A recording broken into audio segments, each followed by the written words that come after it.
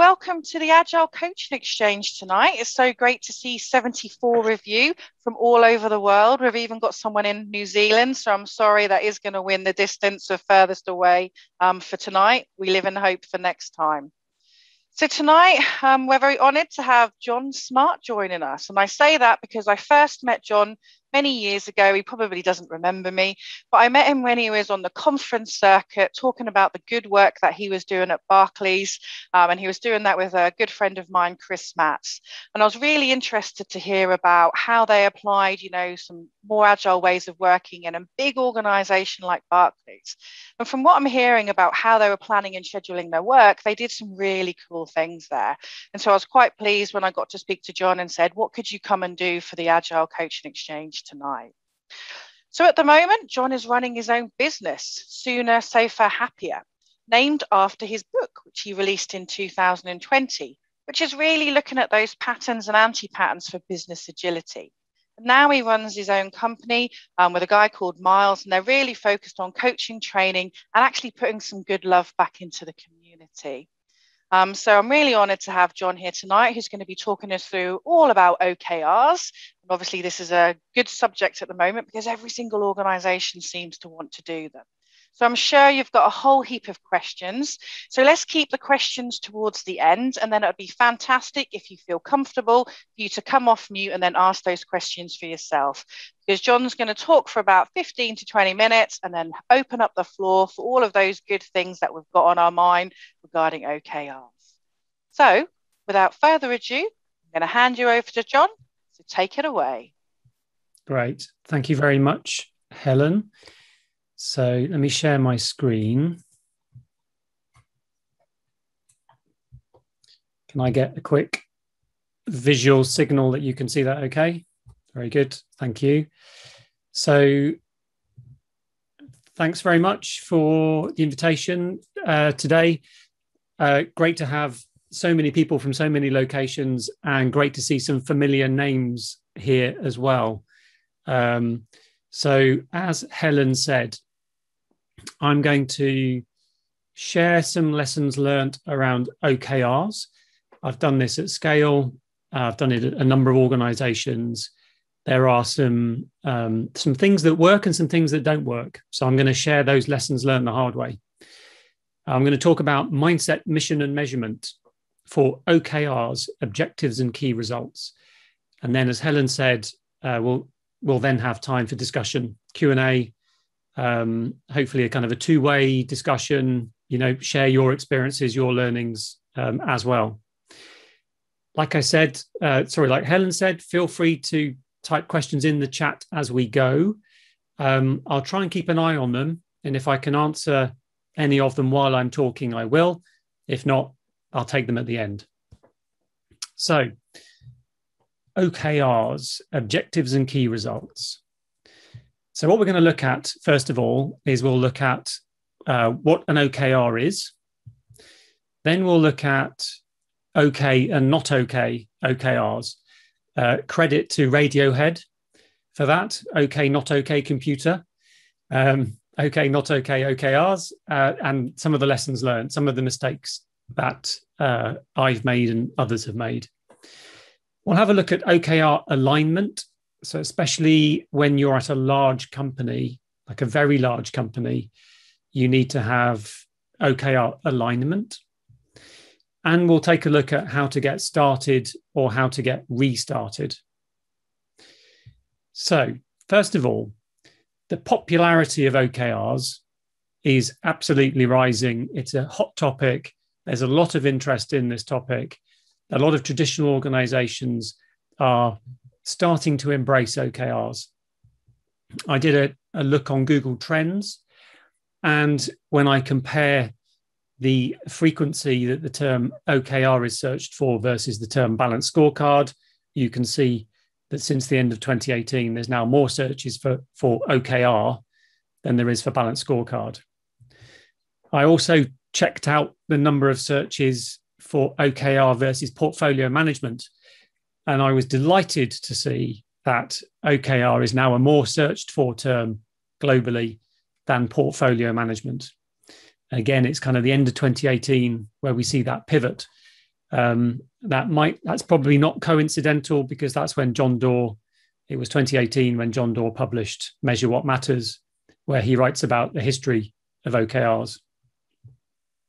And then, as a true test of the hype cycle, I went into Google and I typed OKR certification to see what would come back. And oh, look, there are pages and pages and pages of certification. So if you want to be a certified OKR practitioner, a COP, then there's plenty of choices for you on the internet. So what are OKRs? What are objectives and key results? And also, what are the 3 M's of OKRs? So the 3 M's is something that I've come up with to really make it really stress the importance of mindset, because there is a big mindset shift to do OKRs well and to get the full benefit from them. There is a big mindset shift. So the first M is mindset, and it's having an emergent mindset over a deterministic mindset.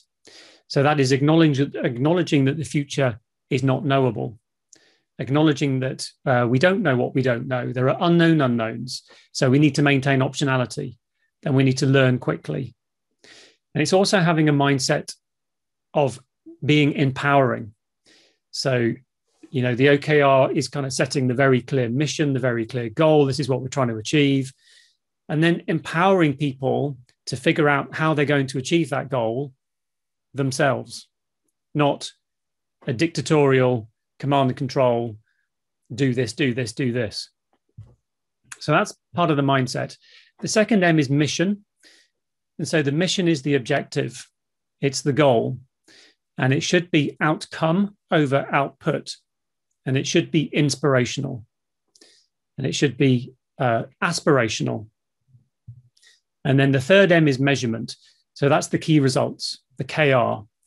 And now those key results, they should be measuring both movement and behavior. Because if there isn't any behavior change, so if people are not changing their behavior, there won't be a change in the outcome. So that's a good test of a key result, is does it require a behavior change? And also you should have leading and lagging key results. You need to have leading key results so that you've got some early feedback loop that you're on the right track. Because if you don't have any leading measures, you're not going to know until later whether the lagging measures are moving. So in terms of having genuine agility, you need to try and think around what are our leading indicators? How do we know as early as possible that what we're doing is helping us achieve our outcome? So those are the 3 M's: mindset, mission, and measurement. The biggest mistake that I see is organizations completely miss the mindset. So they just treat it as, a project, call it an OKR. This is the project. These are the deliverables, completely missing the mindset. So hence mindset, mission, and measurement. In terms of the evolution of OKRs, so we're going from MBOs, management by objective, which is Peter Drucker, 1954, origins. And then Andy Grove took MBOs and he created IMBOs, Intel MBOs. And those IMBOs were the beginning of OKRs. So that's what eventually turned into OKRs. Jon Doerr worked with Andy Grove at Intel. Jon Doerr then joined a VC firm. He took OKRs with him in his role at the VC firm. One of the firms that he and that firm invested in year one was year one of Google.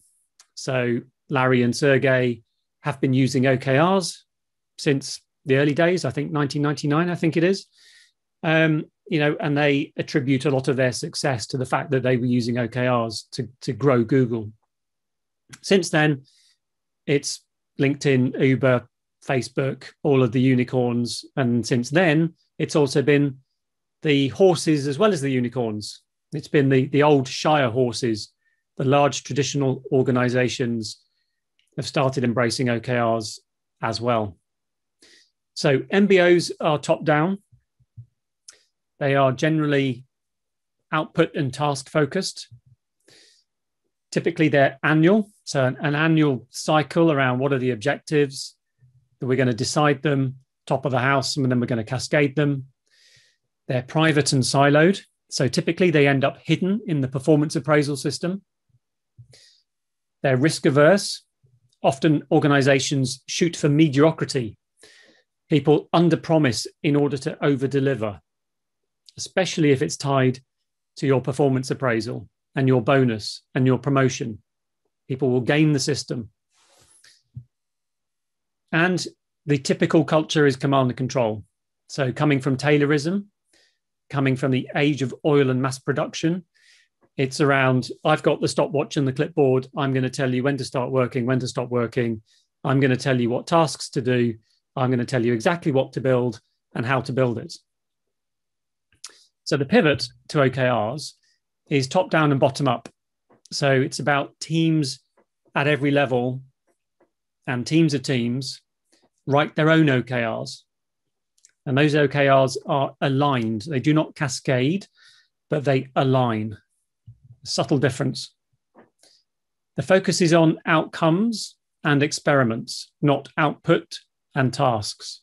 So, for example, the outcome might be we want to increase customer satisfaction from a net promoter score of plus 20 to plus 40. That might be the outcome. Or the outcome might help more first-time buyers on the property ladder.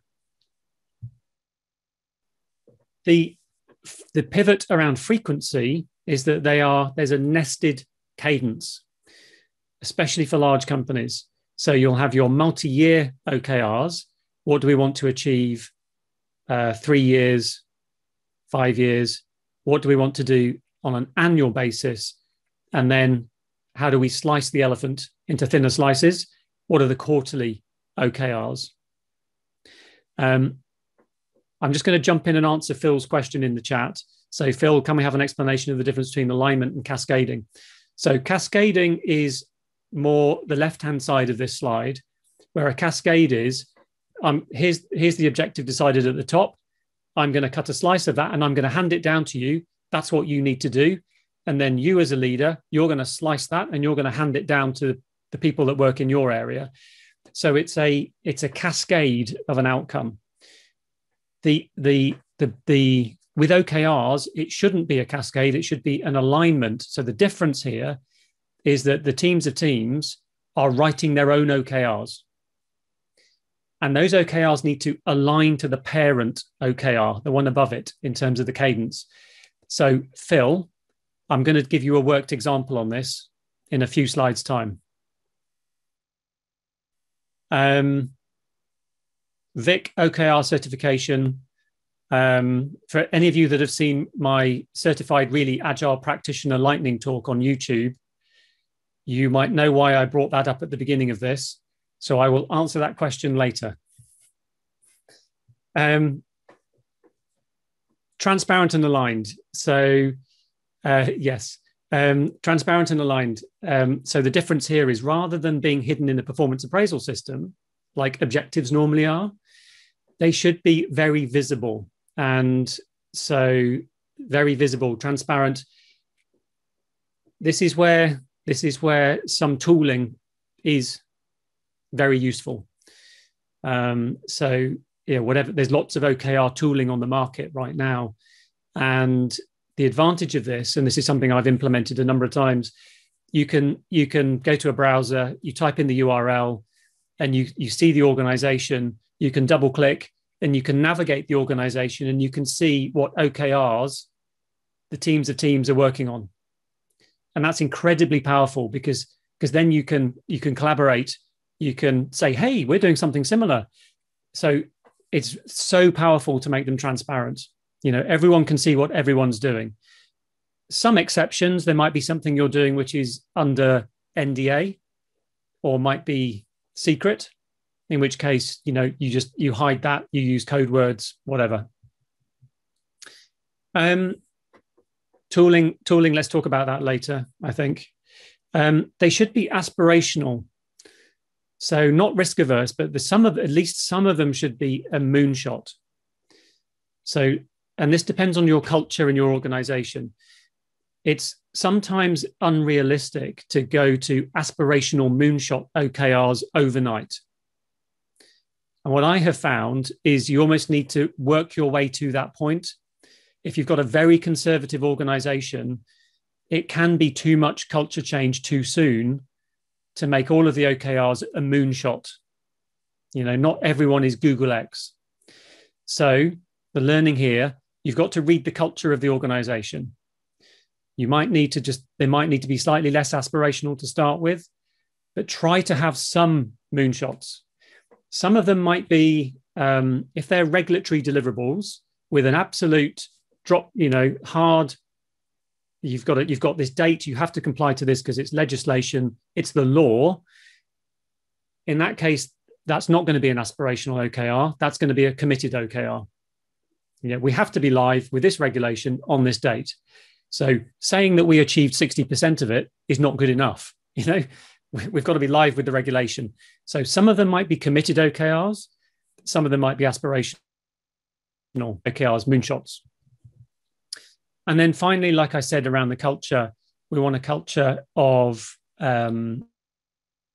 economy. So this is around setting the very clear alignment. So we are aligned. We are a team of teams, or a team, or even a team of teams. We're a value stream.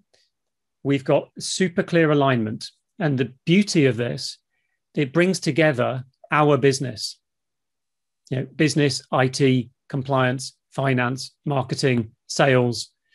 It unites across the role silos, whether you've done an org change or not, irrespective of the reporting lines. It really helps to blur the boundary between the role-based silos in a positive way. So that's the key shift. On the left, we have the not okay OKRs, and on the right, we have an okay OKR. It's super easy to come up with some OKRs and for them to exhibit all of the characteristics on the left. And it's very hard. 60% of human behavior is habit. So quite often in organizations starting on this journey, there are OKRs, but they exhibit the characteristics on the left-hand side of that page. So, for any of you who are in organizations on this journey, the key here is to coach the organization for them to have the characteristics on the right-hand side of the page. So I'm going to show you some concrete examples now of some okay and not okay. So this is an example of a good OKR. This is an annual objective, and it's number 1 market share in Latin America. So in terms of the patterns, from a mindset, from a mission perspective, it's outcome over output. So the outcome is number 1 market share in Latin America. We're not saying how we're going to do it. It's not in the case of change and IT. It's inspirational and aspirational, which is we want to be number 1. That's aspirational. In terms of the measurement, the key results, they are all measurable. So you can see there's 5 key results, and they're all related in a certain format, which is verb measure from X to Y. Now, I like that format. I commend that format. Verb measure from X to Y. It is very easy to write bad key results, which we're going to look at in a minute, which are really fluffy and unmeasurable. So, for example, some bad key results would be customers are happier, without indicating exactly how we're going to measure that. I can see in the chat that there's a bit of breakup. My CPU is running quite fast, but just let me know if it becomes a big problem, if it's me. Measures, Steve, it's fine for me. Mine seems okay. So measures of behavior. So these should be measures of behavior.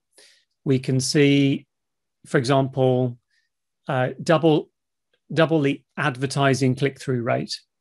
So that is a change in behavior, which is we've got more customers who are clicking through on the online advert. Increased referrals from 50,000 to 100,000. That's a change in behavior. We've doubled the word of mouth referrals. So think about your key results measuring behavior. They should be leading and lagging. And what we have here, the first four are leading measures. So clicking on an advert, increasing net promoter score, increasing referrals, and growing online transactions are all leading indicators that should lead to increasing market share.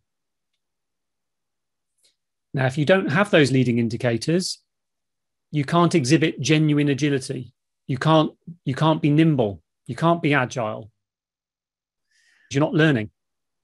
So you need to have leading indicators, and then you can pivot. You need an early and often feedback loop. They are also measures of movement. So an often question, a frequent question is, what's the difference between a KPI and a key result? So a KPI is a measure of health. It's a health indicator. For example, heart rate. A key result is a measure of movement.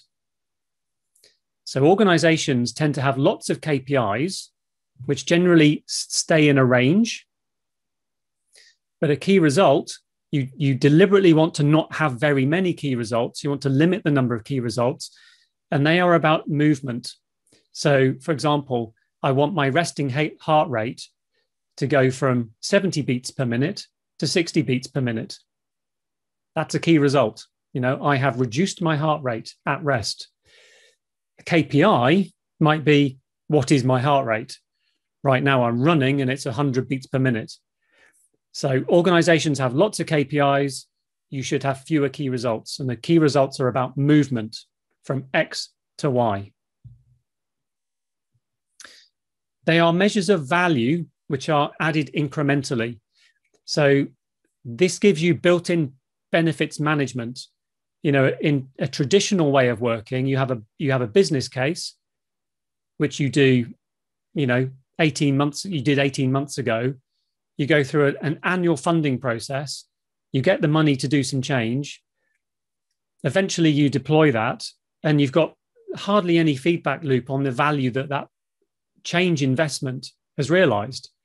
The beauty with OKRs is they are a super regular feedback loop on value. So online transactions as a leading indicator is valuable. Increasing market share is valuable. Value should be from the perspective of both the producer and the consumer. Not just the producer, not just the business, but also value to the consumer. So more first-time buyers on the property ladder, for example. There should be no more than 3 to 5 key results per OKR. Otherwise, you'll go into metrics hell. And it's business and IT as one. So you should not have business OKRs and IT OKRs. You should have OKRs. And that helps to bring everyone together. Now let's take a look at a not okay OKR. So on this one, this is deliver project platypus. So the Antipatterns, it's output over outcome. Platy what? I've got no idea what project platypus is. And this is taking inspiration from some real examples. There are some organizations I've been working with where they've got these long-running projects running, and they've got a project name, and everyone knows about the project name, but nobody can really remember what the benefit case is for the project. Like, we know we're doing the project, but we can't really remember why we're doing it. And even if we know why we're doing it, we can't articulate the value. So that's quite common. It's not inspirational, and the duration is not clear. In terms of measurement, it's a task list. Those are not key results. Create training program, design agreed by 15 committees, mandatory artifacts approved. It's a Gantt chart. It's not measurable. There's no measures of change in behavior. There's no measures of value. There's no leading indicators. There's too many key results. It's IT only. What's the business value? Provision hardware, test data migration, go live. So this is quite common because, with a charitable intent, it takes time for people to unlearn and relearn. So with a charitable intent, quite often you see OKRs written like this, basically a project called an OKR. New labels, same old behavior. Now onto the mindset. So the pattern for mindset, it's philosophy over a framework. So it's not about an OKR framework, it's about an OKR philosophy. There's a Japanese Zen garden in the background, which I think is an appropriate image. It's much more Zen-like. It's culture over process. Watch out for the new labels on the same old behavior. It's emergence, experimentation, and empowerment. And for some organizations, that's quite a big change. It's top down, bottom up, and sideways, not just top down. Less is more, no more than 3 to 5 OKRs per value stream. And if you're not sure what I mean by value stream, what I mean is a team of teams, or a team of teams, long-lived teams on long-lived products. There should be a regular cadence, reflect and pivot. If there isn't a regular cadence, you'll do this one-off exercise of writing OKRs. They sit on a shelf. They're useless. The whole point is you've got a feedback loop so that you can exhibit agility. And again, it's business and IT together delivering business outcomes. So those are the patterns around mindset. In terms of alignment, so when you're a very large company, this is the pattern that I have found to work. So you've got your quarterly OKRs, you break them down into experiments. You could equally use the word initiative, epic, or feature here. And those are the common words that are used. You break that down into, you might be doing iterations, so you might break that down into weekly iterations and break that down into daily stories. Personally, I don't like the word feature, and I like the word experiment, because feature, to me, runs the risk of converging too quickly on building a feature. And in reality, what we're doing in the context of change is we're running experiments. Whether we acknowledge it or not, in unique change, we are running experiments. So this doesn't always fit organizations' culture at the beginning. Sometimes that word experiment is a bit too experimental, but it's the word I like to use. So you break it down into monthly experiments and then daily stories. As you group them up, you have annual OKRs. Peter, in terms of your question on chat, it shouldn't be a list of activities. It should be a hypothesis which you test. So no, and Orin, it's not super close to a project, because these should be hypotheses that you're testing. So you're not predetermining. I think this is the important point. You're refining it just in time. So you're not coming up with a 3-month project plan of these are all of the activities we're going to do for 3 months. No. What you're doing is you're saying, right, the experiment we're going to run, this is trying to slice the elephant into smaller slices. The experiment we're going to run in month 1 is, actually, I'll show you a worked example. We're going to get an influencer on Instagram to post a photo with our product.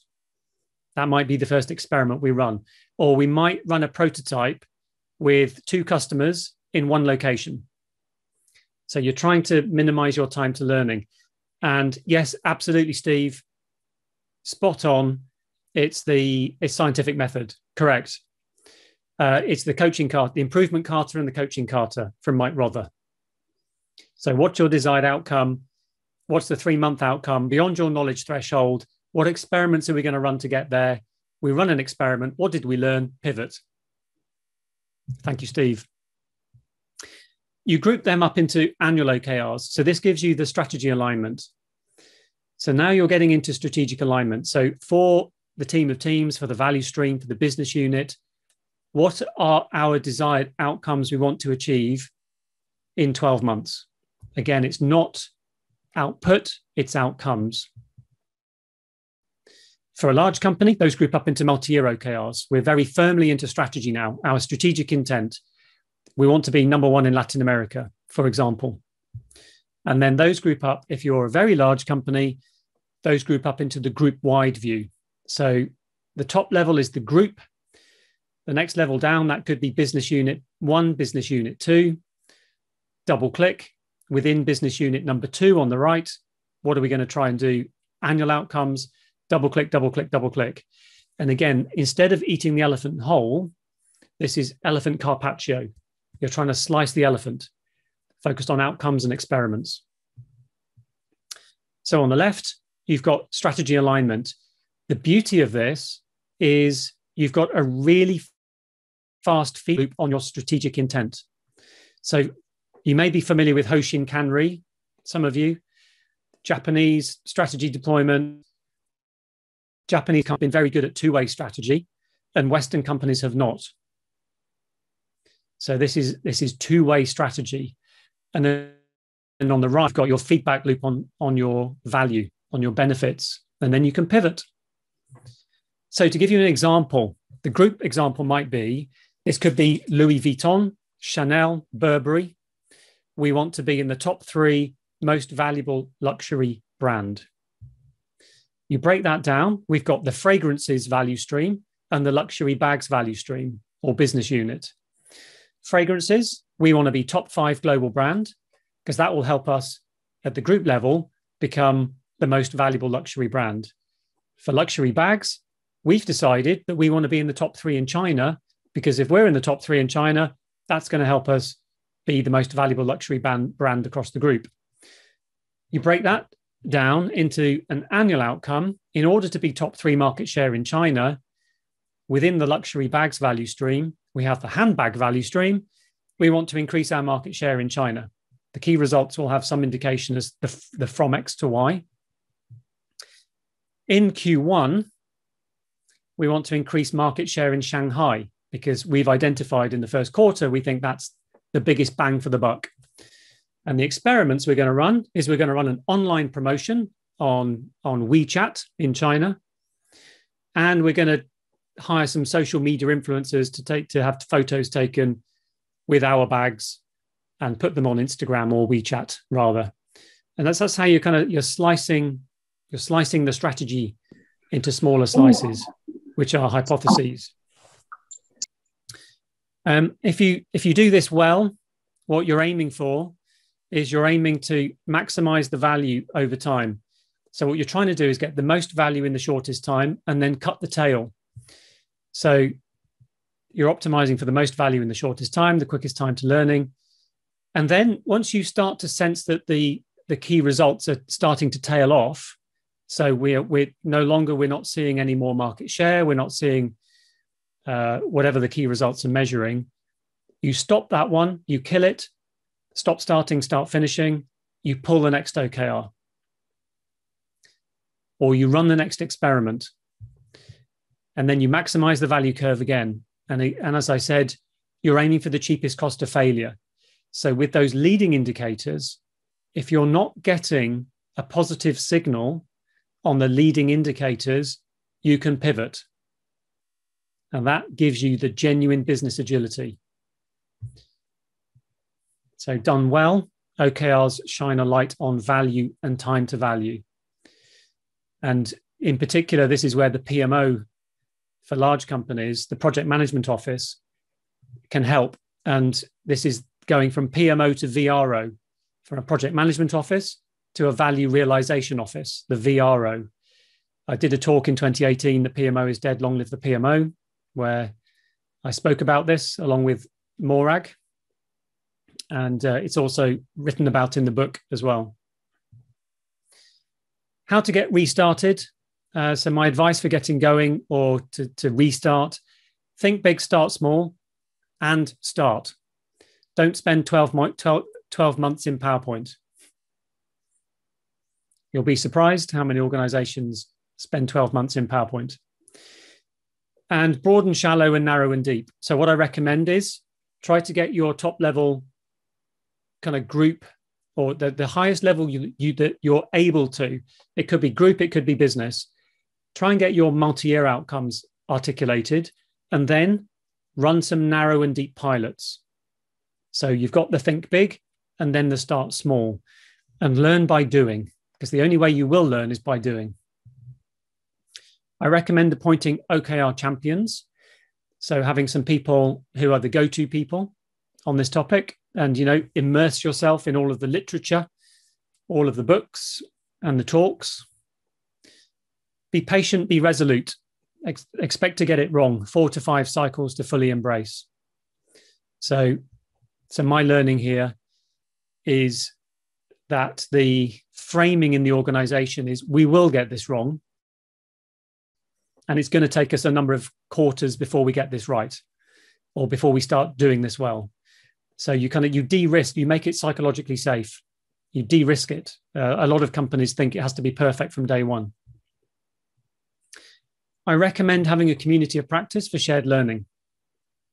So that could be an OKR community of practice. It could be an agile community of practice. It might be have a COP, maybe.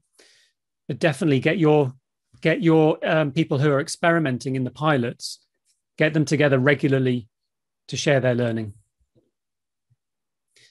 And like I said, it's the reinvention, a guild for OKRs, yes. A community of practice for OKRs. And reinvention of the PMO to the VRO, the Value Realization Office. The PMO has a very important role to play here. It's not about asking for Gantt charts anymore. It's helping to coach the organization on writing OKRs and being able to measure the OKRs, and then making the measurement transparent and visible. And finally, experiment and enjoy the journey, because you're never done improving. It is all about the journey. There is no end date. So thank you very much. Those are the lessons learned. Great to see all the questions in the chat. And now we can have a discussion.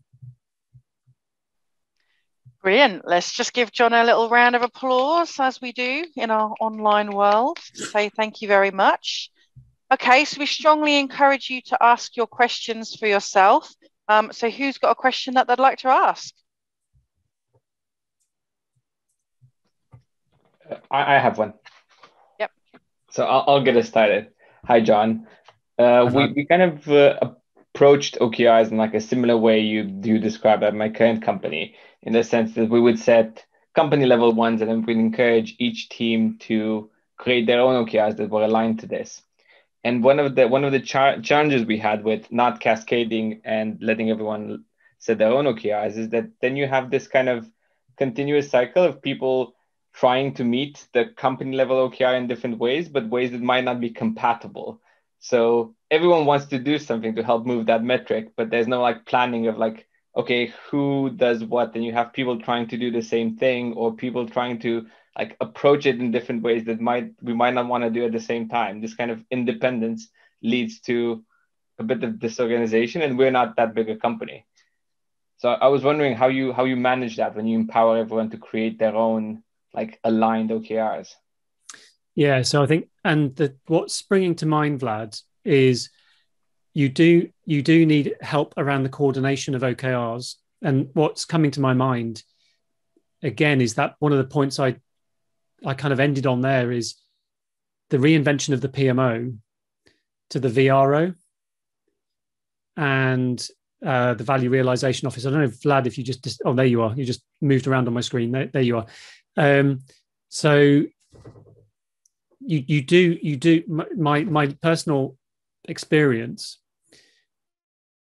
you do have the oversight, and just like a PMO was helping in the past with traditional project management, in that pivot to becoming the Value Realization Office, it's that check and balance, that it's not Brownian motion, that it's not, we've got 15 boats going in that direction and 3 in that direction. And actually, in terms of especially for regulated industries and more regulated companies, there are a set of portfolio controls. So especially from financial services in particular, just given my personal experience in that industry, there are a set of portfolio controls, and those portfolio controls are we know what OKR you're working on. We know that OKR aligns to the strategic intent. We know what you're measuring. We know that they are either measurable or will very soon be measurable. And we know that you're not off on some crazy, some crazy tangent doing something crazy.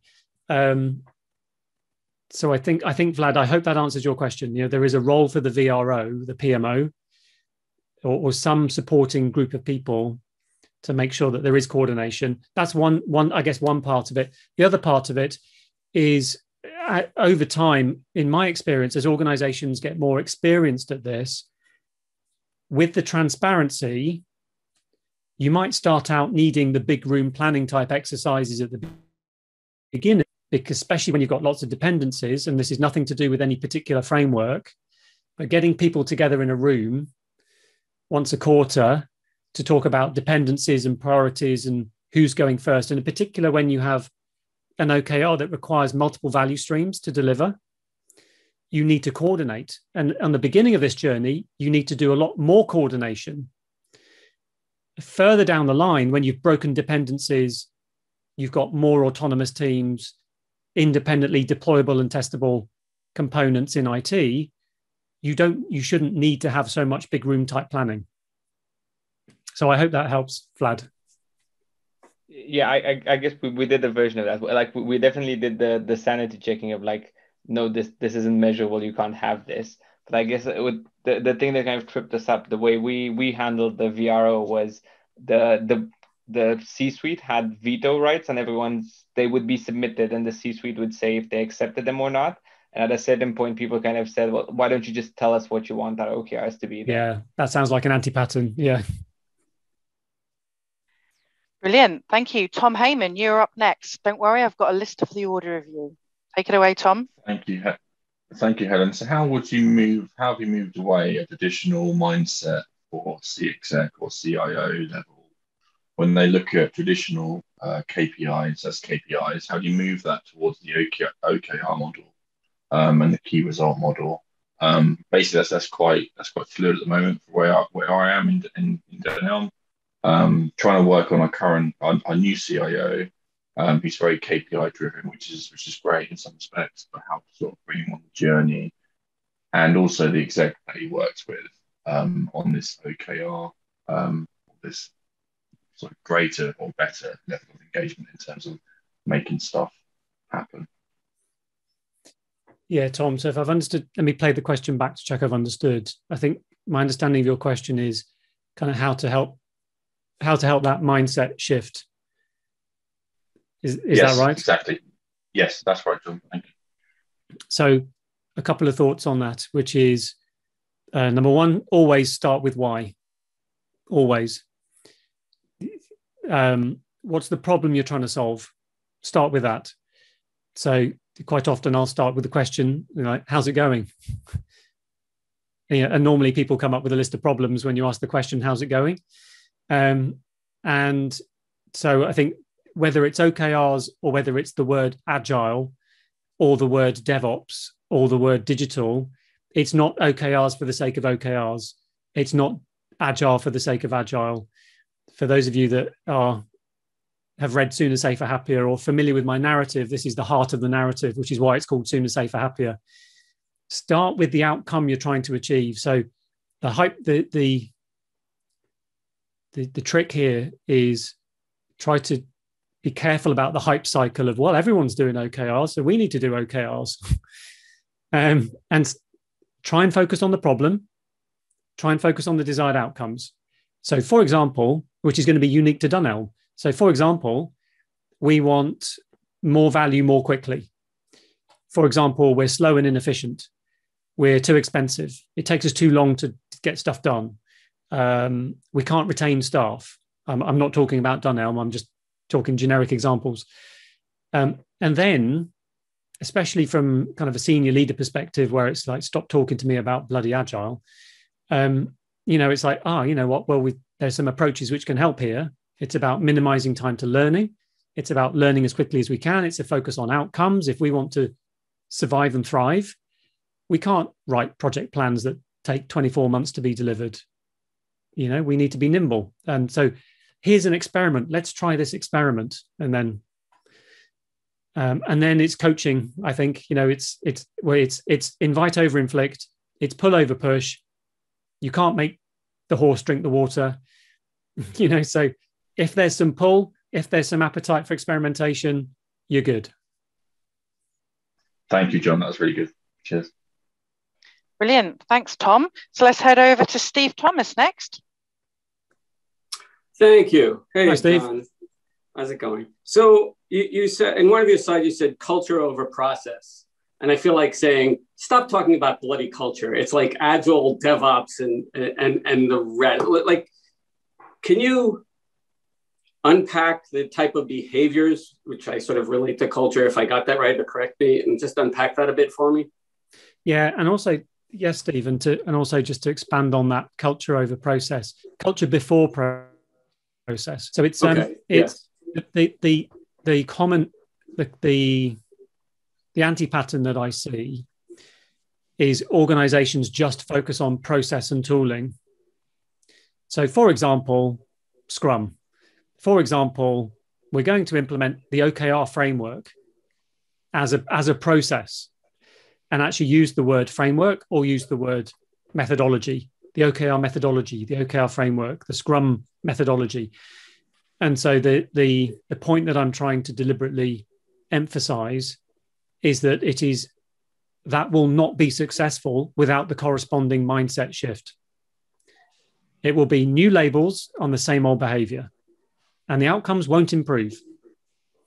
So I'm trying to really labor the point around mindset. So is the mindset, one of the experimentations, sort of like you were going to and doing the scientific method and the emergent, is that? Correct. Okay. Yeah, it's having an emergent, and yeah, so the other language that I often use is an emergent mindset over a deterministic mindset. So it's basically, the emergent mindset is I acknowledge that there are unknown unknowns. I acknowledge there are things I don't know in the future. Mm-hmm. Mindset is the future is predictable. There are known knowns. I can write a Gantt chart. I can write an 18-month Gantt chart. I can predict exactly what's going to happen. So I try. Yeah. So I kind of try to really kind of draw attention to that belief system. And it's the point around optionality, maintaining options for as long as you possibly can, maintaining variability, not converging too soon, which is why the word experiment is a great experiment, and scientific thinking, because that's exactly what you're doing. It's your outcome is a hypothesis to be tested. So we think that doing more online advertising is going to increase our market share or increase sales, but we don't really know until we do it. We think building a mobile phone app is going to increase customer satisfaction, but we don't really know until we've done it. So it's for a lot of leaders, a lot of traditional people in leadership roles traditionally have been used to command and control. So it's rather like let go. So I don't want to, last question. So how do you start that conversation when, people sort of come up with, oh, let's do this, and is it like, what's the outcome we're trying to solve? Like, how will we know a priori this is going to work? I mean, like, what questions do you ask, I guess? Yes. So you asked the questions you asked there, which is what's the outcome we're trying to achieve? So actually there's something, you'll notice a language change in the organization. So instead of what are we trying to deliver, or what are we going to deliver by when, or how are you doing on your delivery, you'll notice a language change. And the language change is, just tell me again what the desired outcome is here. What is it we're trying to achieve? And what have we, scientific thinking, coaching Carter, what have we learned? And how quickly can we learn? What are we going to learn next? how quickly can we learn it? Thank you. I love the idea of focusing on it and noticing the language changes. Yeah. Brilliant. I think we just lost Steve there. He cut out dramatically. That was a mic drop moment. So let's go over to Dan Eberle. The floor is yours. Hello. Hi, Dan. Hi, John. I could talk to you all day, but I won't. So two things. One is kind of dovetailing on what Vlad was talking about earlier about this notion of OKRs in a hierarchy. So hierarchical OKRs, where there is a sort of executive level set of OKRs. In my organization, we're organized in cross-functional missions, which are little mini fiefdoms all to themselves. But they seem to operate like a bit of a controlling hierarchy within. And the way that we use OKRs is just that, where we have a kind of a high-level management org that creates OKRs for the entire mission. Then there are group-level OKRs for particular problem domains. Those are our teams of teams. And then each team has sets of OKRs. And what I'm seeing happen is, because it's a large organization, and because large organizations are high complexity systems, outside of sort of authoritarian rule, there is oftentimes, when we embrace a wider container, the trade-off can be kind of differences in understanding of things. So, you know, as you were describing different kinds of OKRs, good and bad, and effective and not so effective, and there's a whole range in between. The very definition of the components of OKRs are not necessarily well understood. And I am still, where I've landed with this, just watching this play out over the last few years, is if we were to not have hierarchical OKRs that were somehow meant to fit into each other, this whole process might be a little bit simpler and easier. I just wondered if you had experiences like this and saw things like this happen. In my personal experience, just speaking personally, in every scenario that I've worked in, supported, coached, whatever, looked at, I have not found a scenario where it would be beneficial to not have that hierarchy. I have found it beneficial in every single instance to have that hierarchy, because, you know, Toyota do 30-year planning. So that's an extreme example, and learnings from the military, mission command over detail command, but it can't be.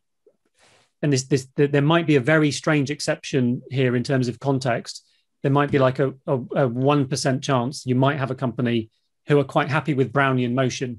It might be some kind of venture lab where actually you want to set the hairs running in a bunch of random directions because it's a VC type organization. But talking about the horses, not the unicorns, right? The Shire horses, there are at the AGM, the executive committee is making commitments, if it's a public listed company, to the shareholders.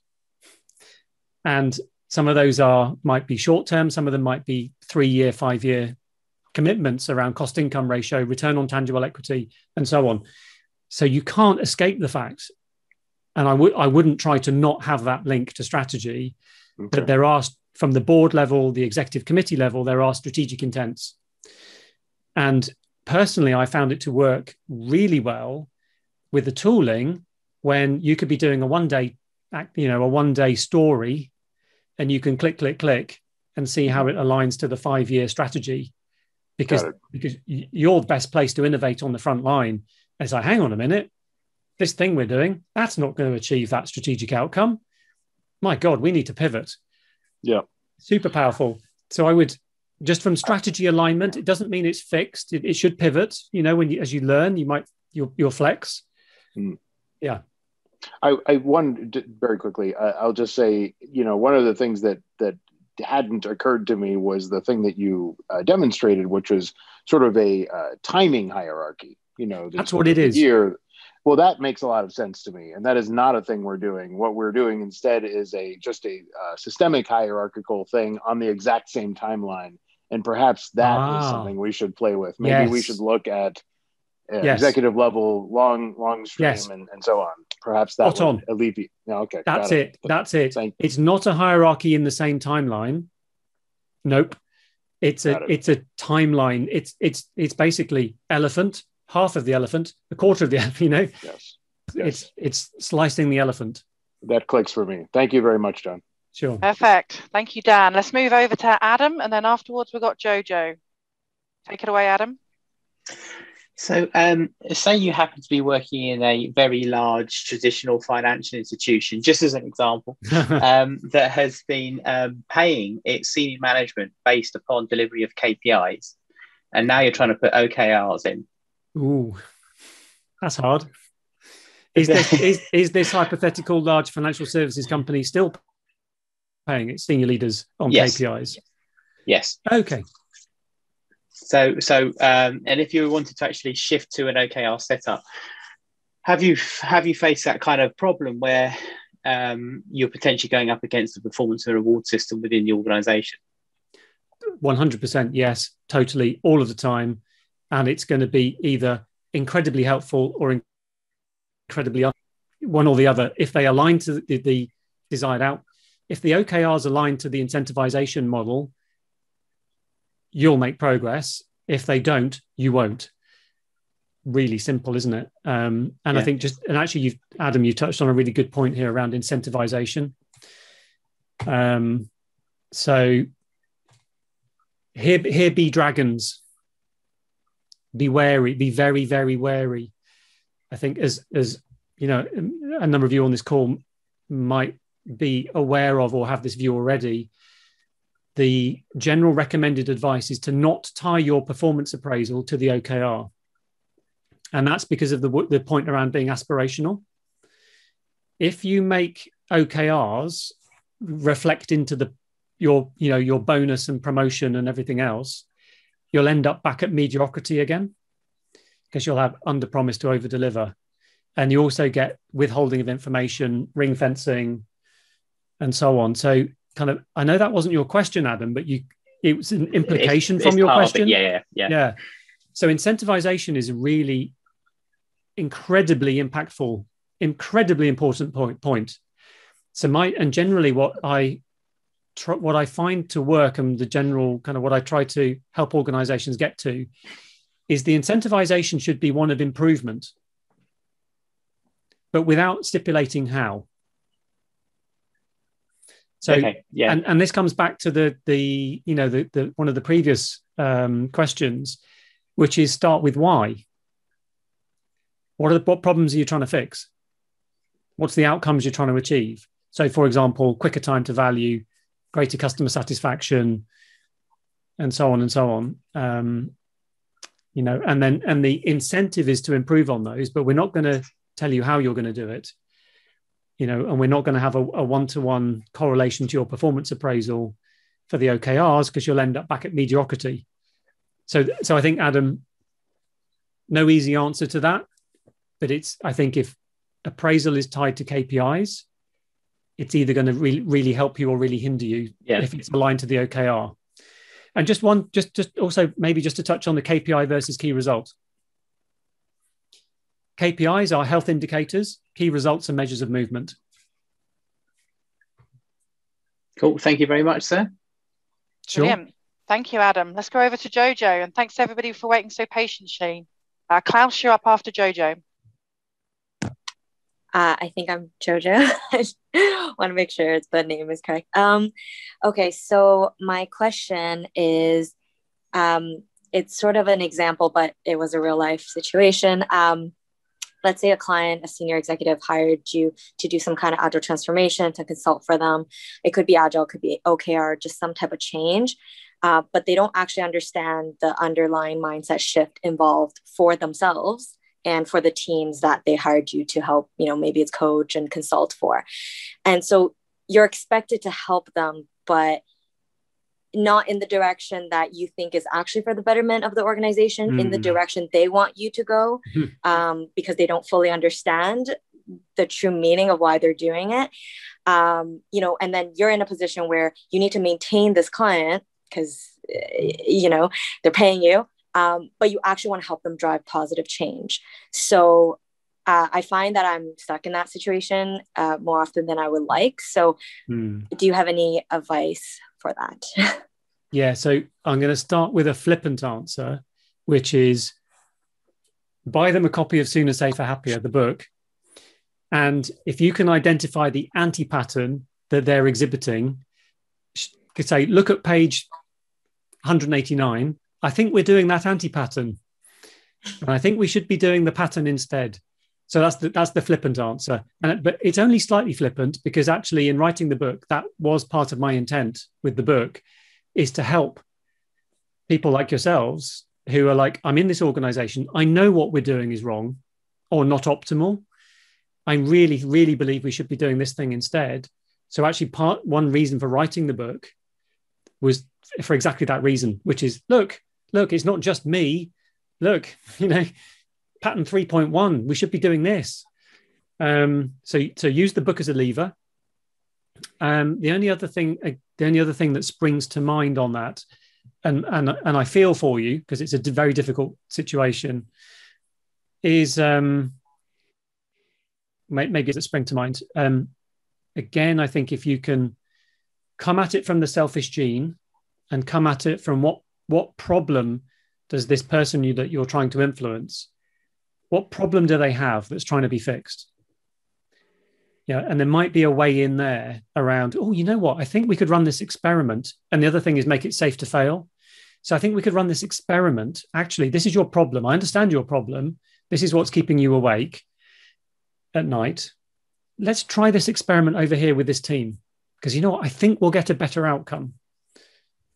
So I think start with why, understand the selfish gene. It's not about inflicting anything on anyone. So one of my learnings is the words convince and resistance should not enter your vocabulary if you're going about change the right way. I know that's easier said than done. So start with why, try to run an experiment, safe to fail, and social proof externally from the book or other from YouTube talks, but also social proof internally in the organization you're in area. So maybe there's another part of your org who've done something, do a show and tell. Yeah, no, that makes sense. Thank you. Brilliant. Thank you, Jojo. Let's go over to Klaus. Okay, John. Hi, Klaus. You've said a number of times start with a why. And this is where I'm struggling with when you present an objective that's called, we want to be number one. Is it assumed that people implicitly understand what the why is behind that? Like we want to dominate the market and dictate prices, or we want to be like raise the share price or do an IPO or whatever? Or is the why missing there? Because to me, it sounds... Good point, Klaus. It's a good point. So that's an annual outcome. That's actually a real world example. That's an annual outcome. I think what I didn't show, and probably what I should actually add to that slide, is the multi-year outcome that's part of, which is we want to be the number one organization in our industry by the following, so by market share, by revenue, by profitability. And that was the stated multi-year goal from the board, was basically we're number one in one part of our industry, but we're not number one in the other bit. So we're not number one overall. So it was basically a growth ambition. And that was the stated ambition from the board. So you can draw whatever conclusions you like into, well, why do we want to be number one? It's probably due to shareholder, shareholders want the business to grow, to be more profitable, to have higher revenue, probably higher earnings per share. But if they don't answer that question, like won't that cascade down and be a signal to everybody else who's defining objectives Yes. for the hierarchy level below? And they'll also go like, we don't have to explain why these guys didn't. Yeah, correct. Okay. Yes, I agree. So yes, in that scenario, the multi-year outcome that one is a child of, it should be clear what the measures are, which basically is the why. So is it increase earnings per share by 10%? Is it increased? Is it just we want to just grow and we want to be the number one? Part of that is the beyond budgeting mentality, of relative ranking. So, Statoil never said that they wanted, with Beata Bogsnes, they never said they wanted revenue of 300 million. They just said, we always want to be in the top 3. Okay. Brilliant. Okay, just conscious of time, and I'm just trying to get through everybody's questions. So over to Daniel D. Floor is yours. Hi, and thanks, Tom. Basically, this is really wonderful. It's surprising. I just finished the 7-hour QBR OKR session before joining this. And I wish I was equipped, before going into that session. But one of the things you spoke about is, anti-patterns, right? And I'm kind of keen to know exactly when an organization is going through a massive agile ambition and journey, and you see examples of OKRs saying, set up 200 teams in Agile, or, roll out, either tools such as Jira or Kanbanize, I'm trying to coach them saying those are not what you should be focusing on. What you should be focusing on is the actual outcome, not the outputs, And what kind of anti-patterns would you see in your experience of transformation? But also, what would you advise when engaging with leadership, especially also when they use the OKRs as a measure or a criteria to evaluate either the performance of a coach or the performance of, the teams going through their journey in agility? Yeah. So I think one thought, Daniel, that springs to mind, first of all, is think big, start small, learn fast. So you mentioned 200 people, I think you said. Yeah, so basically it's over 60,000 people going through a massive transformation in Agile. Okay. So what I would recommend is apply an Agile mindset to it, which is think big, start small, learn fast. Mm-hmm. Minimize time to learning. Broad and shallow, narrow and deep. So the broad and shallow is this is the mission. This is the top level mission, the top level goal. This is what we're trying to achieve. And then the narrow and deep is we're going to run pathfinders. We're going to run pilots. Mm-hmm. Because you can't, the humans have a limited velocity to unlearn and relearn. Yeah. You cannot force the pace of change. The pace of change is determined by the speed of unlearning. I like that. Actually, your actions need to be around how do we help people to unlearn and relearn? So the way you do that is by starting small, experimenting, learning, psychologically safe, safe to fail, intelligent failure, coaching, support. So this is again where mindset and culture comes in, because it needs to be psychologically safe so that people can fail. Yes. Because if they can't fail, they won't learn and they won't improve.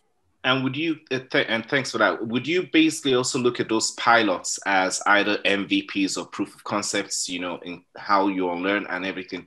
And what would you be measuring, apart from the value, which may be financial, business value, or the own learning? There may be other opportunities that I come to mind. For instance, is like flow efficiency, competencies across, the skills and the organization. But more importantly, also setting up the value streams, so moving away from project to product mindsets and moving into, the kind of value stream. Yeah. What springs to my mind on that one, and this is, this might not be a surprise coming from me, is what I recommend to measure. There's the how measures and the what measures. Yeah.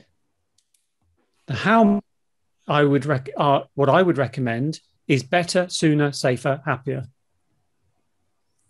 Better is quality. Sooner is time to value, time to learning, lead time. Safer is compliance, information security, cyber, data privacy, And happier is happier customers, colleagues, citizens, and climate. And they balance each other out nicely because you can't game it. If you game sooner, quality goes down and happiness goes down. So they balance each other out. You get into a virtuous circle. The what outcome measure, V in the middle, is value. Yeah. So BVSSH, better value sooner. And the value is the OKRs. It is unique to whatever your company. It might be market share. It might be revenue. It might be profitability. It might be corporate social responsibility. More first-time buyers on the property ladder. And so on. It could be, it could be the environment, less carbon. Less carbon. That's basically what we want. So I see two categories. Yeah, there's the how outcomes and the what outcomes. Thanks. Sure. Brilliant. Thank you, Daniel. Over to you, Oren. Hey, John. Hi, Oren. How do you get started with, say you've got a team that knows the outcomes that they want to achieve, but they don't have baseline measures for those in place. So you've got we've got an aspiration to make our customers love us. You've got things that could indicate that, like NPSs or like referral tracking numbers, stuff like that. But you don't currently track or have access to that data today. How do you create and craft a good KR for those? Great question. What I would recommend is two things. Number one, do be clear on the measures that you would like to be able to measure. Because, and the saying I like here is, when's the best time to plant a tree? 20 years ago or today? So if you don't start work on measuring them now, you'll never measure them. So number one is make a note of the things you really want to measure. So that could be Net Promoter Score. I'll give you a real world example that I was discussing this morning with an organization, which is a measure that I really like, which is customer toil. So I'm quite familiar with the word toil in the concept of in the construct of IT. What is it? I'm familiar with it and I've forgotten in this moment. So toil, it's kind of unnecessary time spent. It's cool. Yeah. Firefighting, or if you're a customer, it's, oh my God, I've got to fill out 15 forms. I've got to go to the branch. I've got to make 15 call center calls. Why can't I just get my job done once, right first time? Cool. So customer toil, I think, is a great measure, but it's really super hard to measure. So advice number one, be clear on what it is you would like to measure. And you do need to have a focus on data. You need a data stream. You need to have some people to help pull together the key results. Cool. There's no escaping that. And start work on it now. In the meantime, point number two is try to identify any proxy measures that you are measuring today. And they're probably going to be a little bit hokey. They won't be great, but it's a feedback loop. So I'll give you a real example. We wanted to measure genuine lead time in the past, from basically work started to in the hands of the consumer. Now that was quite difficult to join across multiple systems to figure out the right lead time. So the proxy measure on day one is we looked at release cadence. And release cadence, it was good enough. It's really not great, but it was a proxy for lead time. I know it's a terrible proxy for a whole host of reasons, but we had it. So those are the two things, Oren. Cool. Yeah, thanks a lot. Brilliant. Okay, so last but not least, you've been so patient there, Yasir. So take it away with your last question. Thank you, Oren, for asking that question, because that was one of the questions that I wanted to ask. My other question is, how would you handle the laying the groundwork for future delivery kind of work? Because I know objectives should be focused on delivery to customers or the end users. But, if, for example, my team wants to be delivering automation to the development teams, but we are right now not in a position to provide that. So we might need like one OKR or two OKR cycles to be in a position where we can actually deliver automation. So can we put objectives as, laying the groundwork for automation, where maybe there will be no direct delivery to customers, at least in one cycle, for example?